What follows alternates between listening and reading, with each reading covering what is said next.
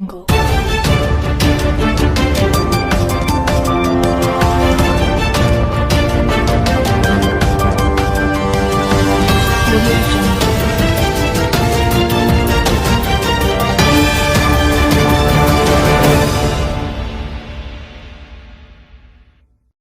ಬಂಗಾರಪೇಟೆ 22ರ ಭಾನುವಾರ ಕಾಮಸಮುದ್ರ ಗ್ರಾಮದಲ್ಲಿ ಆಯೋಜನೆ ಮಾಡಿರುವ ಬೃಹತ್ ಹಿಂದೂ ಸಮಾಜೋತ್ಸವಕ್ಕೆ ಹೆಚ್ಚಿನ ಸಂಖ್ಯೆಯಲ್ಲಿ ಹಿಂದೂಗಳು ಭಾಗವಹಿಸಿ ಕಾರ್ಯಕ್ರಮವನ್ನು ಯಶಸ್ವಿಗೊಳಿಸಬೇಕೆಂದು ಬಿಜೆಪಿ ಮುಖಂಡ ಬತ್ಲಹಳ್ಳಿ ಡಿಎನ್ ಮಂಜುನಾಥ ಮನವಿ ಮಾಡಿದರು.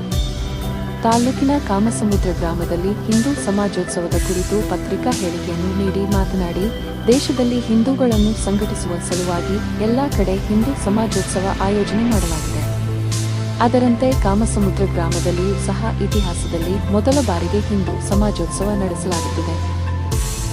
ವಿಶ್ವವೇ ಒಂದು ಕುಟುಂಬ ಎಂಬ ಚಿಂತನೆಯನ್ನು ಸಾವಿರಾರು ವರ್ಷಗಳ ಮೊದಲೇ ಹಿಂದೂ ಸಮಾಜವು ನೀಡಿದೆ.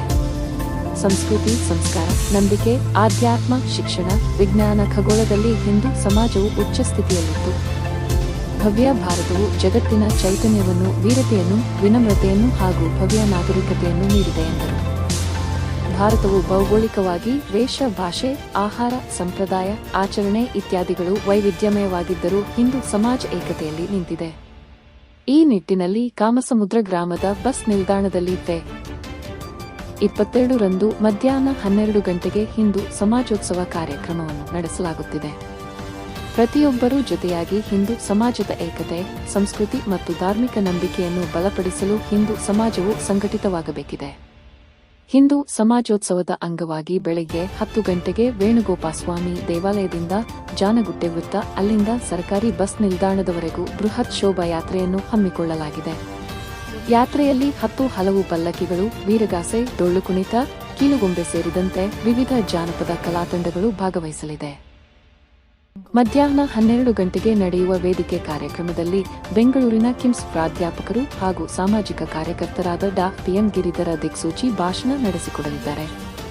ಆದ್ದರಿಂದ ಸಮಾವೇಶಕ್ಕೆ ಹಿಂದೂ ಸಮಾಜದ ಬಂಧುಗಳು ಹೆಚ್ಚಿನ ಸಂಖ್ಯೆಯಲ್ಲಿ ಭಾಗವಹಿಸಬೇಕು ಎಂದು ಮನವಿ ಮಾಡಿದರು.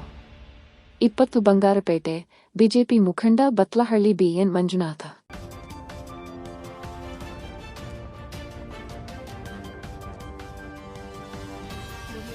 ನಮಸ್ಕಾರ.